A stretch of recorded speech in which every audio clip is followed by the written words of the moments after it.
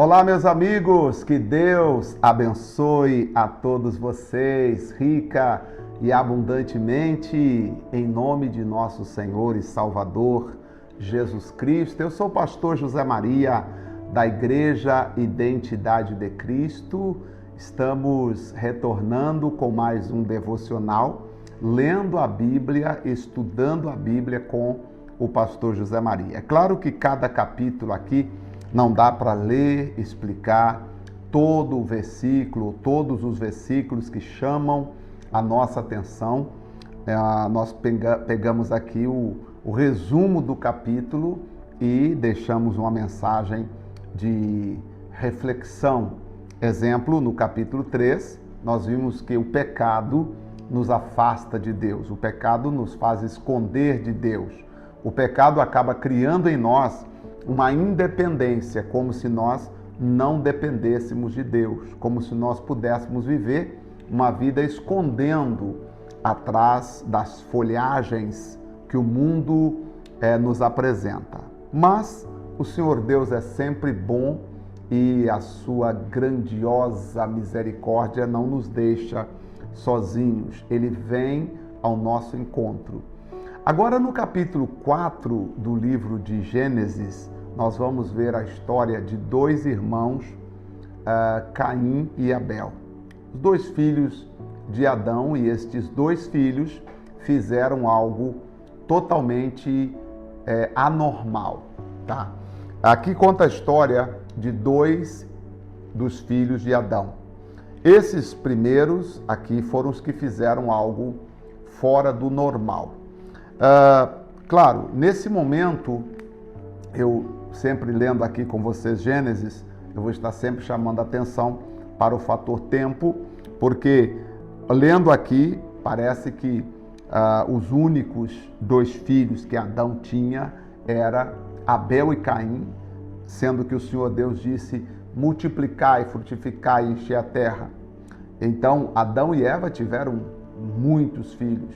Agora, de muitos filhos que Adão e Eva tiveram, houve dois que fizeram algo assim de início que chocou a humanidade. Vamos dar uma olhada para ver aqui no capítulo de número 4 de Gênesis. E conheceu Adão a Eva, sua mulher, e ela concebeu e deu à luz a Caim. E disse: alcancei do Senhor um homem. E deu à luz mais a seu irmão Abel. E Abel foi pastor de ovelhas e Caim foi lavrador da terra. E aconteceu ao cabo de dias que Caim trouxe do fruto da terra uma oferta ao Senhor. Interessante que o primeiro a trazer a oferta foi Caim, tá? Caim era religioso, ok? Ele trouxe uma oferta ao Senhor. Versículo número 4. E Abel também trouxe dos primogênitos das ovelhas e da sua gordura, e atentou o Senhor para Abel e para a sua oferta. Mas para Caim e para a sua oferta não atentou. Irou-se Caim fortemente e descaiu-lhe o semblante. E disse o Senhor a Caim: por que te iraste, por que descaiu o teu semblante? Se bem fizeres, não é certo que serás aceito? E se não fizeres bem, o pecado jaz à porta, e sobre ti será o seu desejo. Mas sobre ele você deve dominar. Então aqui nós vimos o Abel e Caim. Caim, Abel, religiosos, pessoas, na linguagem de hoje, crentes, ok? E aí o Caim primeiro pensou: eu vou levar uma oferta para Deus. Vou levar uma oferta para Deus. Ele trouxe uma oferta. Já o Abel, quando pensou também em trazer uma oferta, e aqui que está a diferença, o Abel pensou o seguinte: eu não vou levar simplesmente uma oferta. Eu vou levar o melhor que eu puder levar. Aqui nós temos uma palavra que define a oferta de Abel e a oferta de Caim. Aqui nós temos o que define a oferta de Abel e a oferta de Caim. Falar disso nos dias de hoje é interessante, porque algumas pessoas às vezes têm sido motivadas a dar muito, ou às vezes o pastor diz, você tem que dar muito para receber muito, quando na verdade o que define a oferta é a generosidade do coração, tá? O que define a sua oferta não é a quantidade, e sim o desejo, o amor que você empenha ao fazer aquilo para Deus. O Caim trouxe uma oferta. O Abel trouxe dos primogênitos das ovelhas e da sua gordura, né? O Abel trouxe dos primogênitos, ou seja, o Caim trouxe uma oferta. O Abel disse, não, peraí, eu vou ofertar para Deus, mas eu vou levar o primeiro, vou separar o primeiro que nasceu aqui das ovelhas, da gordura, eu vou levar para Deus o primeiro. E aí foi o fato que o Abel, a oferta dele foi aceita e a de Caim não foi aceita. Então, Deus não olha a quantidade ou que tipo é a oferta. O que Deus olha é o coração do ofertante. Como é que está o seu coração quando você vai fazer alguma coisa para Deus? Não precisa ser necessariamente oferta, mas quando você vai fazer alguma coisa para Deus, como é que fica o seu coração? Realmente você quer fazer o melhor ou você aceita fazer de qualquer jeito? O problema de Caim foi o fazer de qualquer jeito. Ele fez, mas não fez com todo o empenho, com toda a dedicação. Deu para entender? Diz aqui, e falou Caim com seu irmão Abel, tá? Quando aconteceu o primeiro homicídio aqui, falou-se o Caim com seu irmão Abel, e sucedeu que, estando eles no campo, se levantou Caim contra seu irmão Abel e o matou. E disse o Senhor a Caim, onde está o teu irmão Abel? E ele disse, não sei, sou eu o guardador de meu irmão? E disse Deus, o que fizeste? A voz do sangue do teu irmão clama a mim desde a terra. E agora maldito és tu, desde a terra que abriu a sua boca para receber da tua mão o sangue do teu irmão. Você vê, o Caim não teve coragem de dar o melhor para Deus, mas teve coragem de sacrificar o próprio irmão, de assassinar o próprio irmão. Hoje, infelizmente, existem pessoas que não têm coragem de fazer o melhor para Deus, mas quando vê alguém fazer, ela critica, ela joga pedra. Eu, como pastor, deixa eu lhe explicar, eu sou contra aqueles pastores, ou aqueles missionários, ou aqueles religiosos que usam de subterfúgios, de mentira, de engano, para tentar tirar proveito das pessoas, tá? Existem pastores que dizem que estão fazendo o que a gente sabe que não está fazendo, tá? Existem pastores que dizem, olha, nós fazemos um trabalho assim, assim, assado. Só que não é verdade, tá? Não é verdade. Só que eles enganam as pessoas. Eu sou contra isso, tá? Eu sou contra você investir, de repente, a sua oferta para ajudar alguém lá, não sei aonde, se do teu lado, sentado do teu lado na igreja, tem alguém que está precisando e você não tem coragem de olhar para o irmão que está do lado, tá? Existem, inclusive, pastores que a gente conhece que tem problemas, que está doente, que precisava que o líder deles desse uma consulta, um exame, pagasse, sei lá, um plano de saúde legal para os pastores estarem bem, falando assim, dizendo. Então, existem pessoas que aproveitam da ocasião para poder persuadir as pessoas a dar, às vezes, aquilo que elas nem podem. Existem alguns até que ameaçam, dizendo, olha, se você não der oferta, Deus vai te amaldiçoar. E existem aqueles que pegam ainda um lado mais negro, difícil, desculpa a expressão, mas um lado mais difícil que diz assim, se você não fizer, você não vai para o céu. Como já ouvimos caso de pastor que disse, se você não dá o dízimo, você vai para o inferno. Não, meu amigo, não é por aí. Você não tem que dar o dízimo, a oferta, porque você tem medo.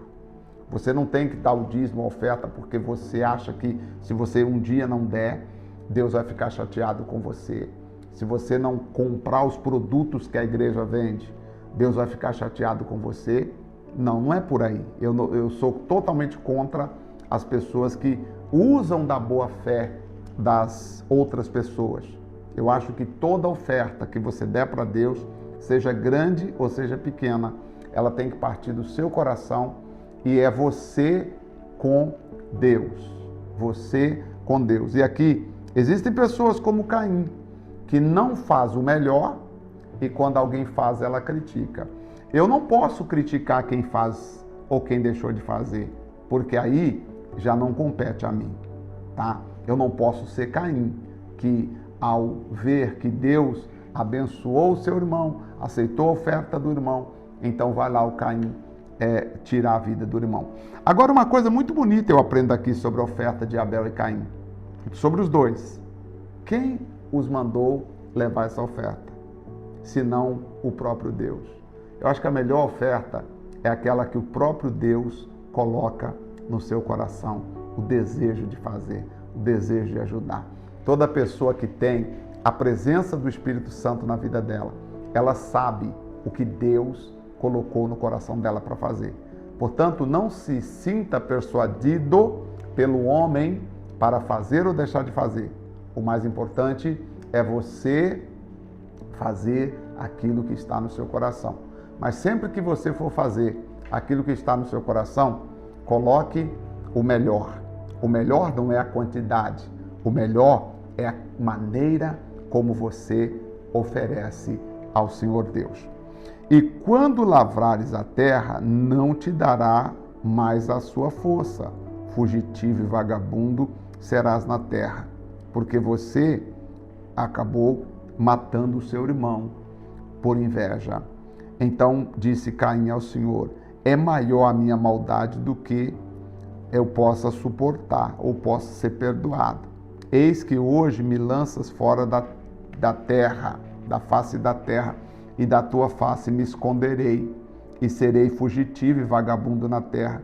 E será que todo aquele que me achar me matará?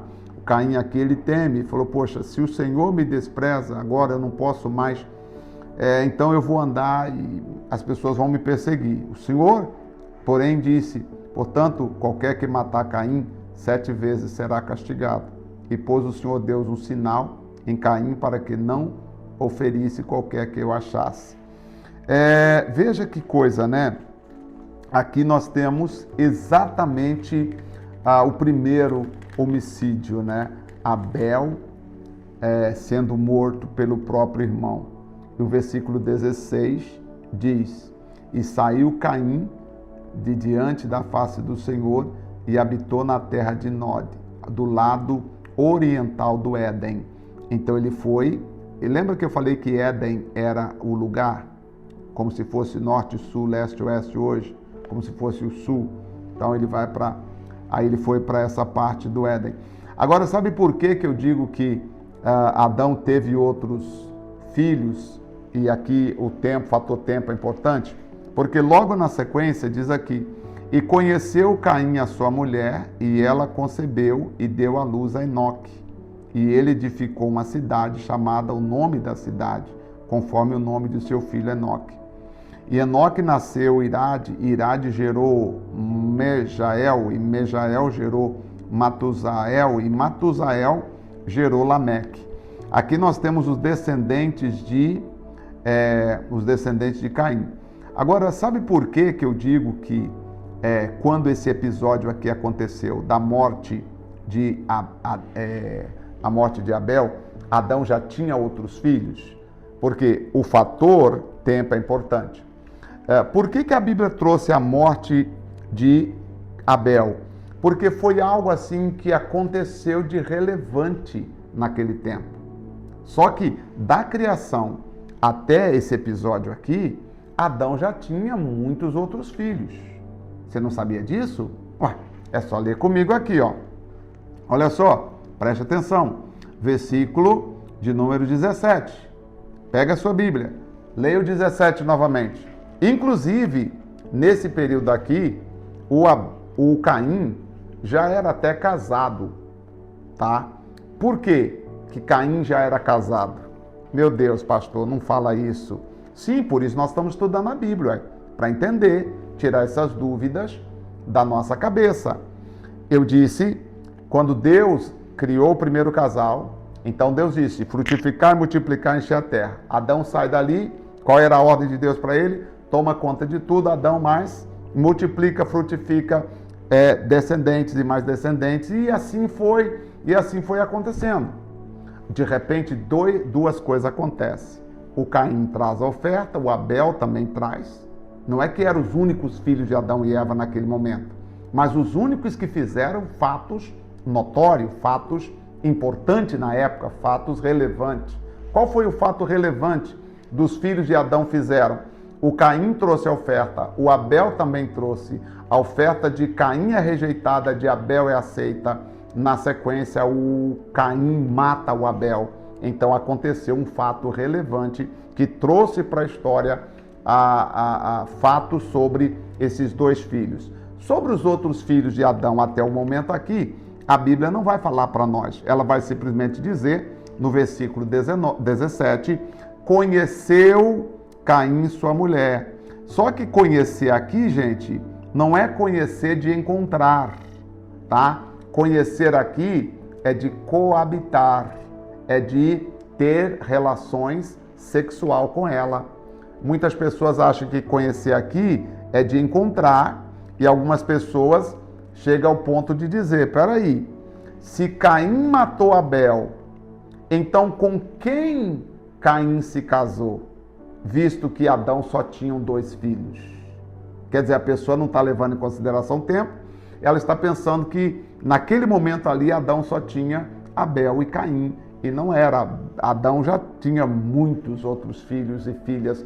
O que traz a história aqui para nós de Abel e Caim é porque foram os 2 filhos que fizeram algo relevante, apesar de ter sido a morte, um homicídio, tá certo? Então Adão teve muitos outros filhos, e aí conheceu Caim, a sua mulher. Não é conhecer de encontrar, conhecer de coabitar, conhecer de ter intimidade com ela e ter relação com ela, e dela nasceu então o primeiro filho de Caim, se chamou Enoque. Tudo bem até aqui? E aí diz, depois teve mais filhos, nasceu Lameque, versículo 19, tomou Lameque para si 2 mulheres, o nome era Ada e da outra era Zilá. Então aqui, olha só, naquele tempo, né, eles viviam, porque assim, aqui já está contando, você pega, por exemplo, só para te explicar, você pega aqui, contou aqui que o Caim teve relação com a sua mulher e nasceu Enoque, correto? Já vai falar de que Enoque gerou Irade, gerou Meusjael, e Meusjael gerou Matusael gerou Lameque.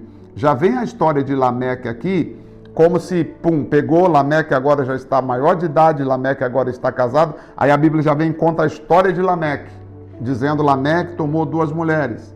Então, é isso que você precisa entender, que às vezes, você pegando e achando que foi primeiro dia, segundo dia, terceiro dia, 4 dia, 5º dia, 6º dia, 7º dia, 8, aí você não consegue encontrar essa geração, essa população.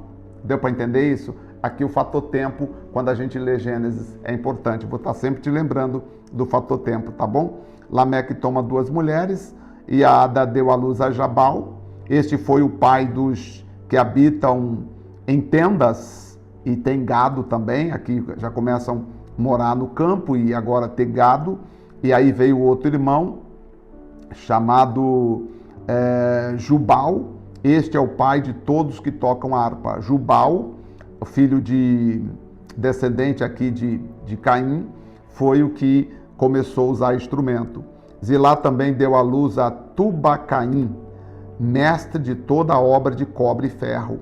E a irmã de Tubacaim foi Neuma. Você vê que então já está falando aqui de uma geração. Aqui nós estamos aqui falando da 4ª geração praticamente de Caim. Então você imagina, quarta geração, dependendo, olha quantos anos para chegar na quarta geração, né? Hoje, por exemplo, as pessoas vivendo, quantos estão vivendo no Brasil? Pensando na quarta geração, imagina quantos anos se passaram para chegar na quarta geração. Deu para entender? E disse Lameque às suas mulheres, Ada e Zilá: ouve a minha voz, vós mulheres de Lameque, escutai as minhas palavras, porque eu matei um homem por me ferir, tá? E um jovem por me pisar. Aqui não fala quem foi esse, só fala que ele assassinou. Seguindo o exemplo de quem? Do seu antepassado, Caim, que matou o próprio irmão. Ele vem e confessa agora que ele havia cometido esse crime. E aí ele pergunta assim, aí ele diz assim: poxa vida, porque 7 vezes Caim será castigado, mas Lameque será castigado quantas vezes? 70 vezes 7. Chegamos aqui pensando na quarta geração, né? Quarta geração, gente, no mínimo aí, talvez 300 anos, vamos assim dizer. Não chega a isso tudo também, mas pare para pensar, só para você ter uma ideia. Aí veio um outro, muito bem. Então aqui resumiu a história de Caim. Só que dentro da história de Caim, não foram todos, mas virão alguém que foram importantes. Quem foram os destaques? Porque aqui não foram apenas estes aqui, os descendentes de Caim. Tiveram outros descendentes. Mas esses que nós lemos aqui são aqueles que tiveram destaque na história dos descendentes de Caim. Assim como agora, nós vamos passar para o versículo 25 e vamos ver Adão, ele teve outro filho, e esse filho entrou como destaque, substituindo o lugar de Abel. Por isso ele ganhou um destaque na história.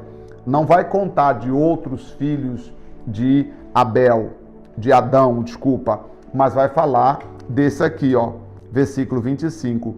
E tornou Adão a conhecer a sua mulher. Lembra que eu falei que conhecer aqui não é de encontrar? Conhecer aqui é de ter relação. E tornou Adão a conhecer a sua mulher, e ela deu à luz um filho, e chamou o nome Sete. Ela teve outros filhos, mas quando nasceu Sete, Eva disse: peraí, esse menino que nasceu agora, tá? Que Deus me deu esse filho, eu vou colocar esse menino vai ficar no lugar de Abel, que Caim matou. Tempos depois, tá? Nasce um menino na família de Adão, e Eva olha para aquele menino e fala: esse menino aqui, o nome dele vai ser Sete, porque ele vai representar o Abel que Caim matou. E a Sete também nasceu um filho chamado Enos, tá? Enos. E por que a geração de Sete vem como uma geração importante? Que inclusive no capítulo 5 nós veremos a geração de Sete. O que aconteceu de importante na geração de Sete?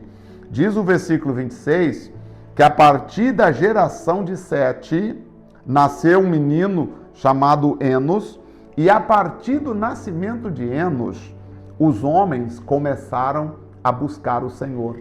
Então, qual é o fato relevante na história de Adão depois que Caim matou Abel? Eles tiveram muitos outros filhos, mas dentre tantos outros filhos que Adão e Eva tiveram depois da morte de depois da morte de Abel, qual foi o fato relevante? Esse menino que ela olhou e falou: o nome desse menino é Sete, e esse menino aqui vai ficar no lugar de Abel. E desse menino que ela disse que ficaria no lugar de Abel, nasceu Enos. E Enos os descendentes de Enos começaram a buscar o Senhor. Entrou como fato relevante, nós vamos ver no capítulo 5. Tá bom, gente? Espero que a minha explicação não esteja te confundindo. Meu objetivo é tentar trazer esclarecimento e não confusão, né? Mas existem coisas que talvez você não ouviu ainda e que você precisa estudar com uma boa pessoa, com alguém que entende, né? Não estou dizendo que eu entendo, mas eu conheço pessoas que entendem, e por isso nós estamos aqui estudando com vocês, tá bom? Não podemos julgar com férteis em nós. Pai querido, Pai amado, muito obrigado em nome de Jesus Cristo. Senhor, que a graça, o poder do Espírito Santo esteja sobre cada um de nós. Te damos glória, te damos graças por estarmos aqui no nome de Jesus Cristo. Meu Pai, muito obrigado. Senhor, continue abençoando-nos, nos dando sabedoria, entendimento e conhecimento. Muito obrigado. Em nome do Pai, do Filho e do Espírito Santo. Amém. Graças a Deus. Muito bem. Graças a Deus. Amanhã voltaremos contando a história de Sete, esse descendente de Adão e Eva, que gerou Enos, e a partir daí os homens começaram a buscar o Senhor, e nós vamos ver quem na descendência de Sete, a partir de Enos, foram os mais relevantes. Te espero amanhã, no nome do Senhor Jesus. Um forte abraço e até lá.